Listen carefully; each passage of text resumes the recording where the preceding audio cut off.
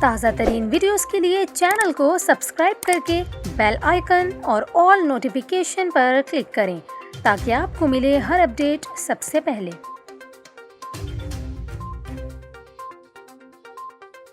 اور ابھی آپ کو بتائیں، کراچی میں یونیورسٹی روڈ پر واقع عسکری پارک کا نام کشمیر سے منسوب کر دیا گیا۔ بلدیہ عظمیٰ کراچی نے کشمیری عوام کے جذبہ حریت پسندی کو خراج تحسین پیش کیا۔ ایڈمنسٹریٹر کراچی مرتضی وہاب نے کشمیر پارک کے نام کی تختی کی نقاب کشائی کی۔ اس موقع پر مرتضی وہاب نے کہا کہ کشمیر انشاءاللہ پاکستان کا حصہ بنے گا۔ انہوں نے کہا کہ اقوام متحدہ کی قراردادوں کے مطابق کشمیر کو اس کا حصہ دیا جائے گا۔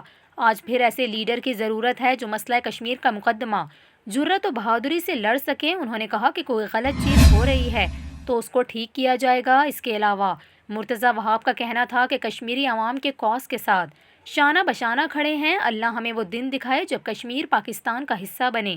آج کے دن ہمیں سیاست اور تفریق کی بات نہیں کرنی چاہیے۔ ایڈمنسٹریٹر کراچی نے کہا کہ چاہتا ہوں نیبرہڈ کونسل بنائیں جو پارکس کو چلا سکے۔ کشمیر کاز پر ہم سب ساتھ ہیں۔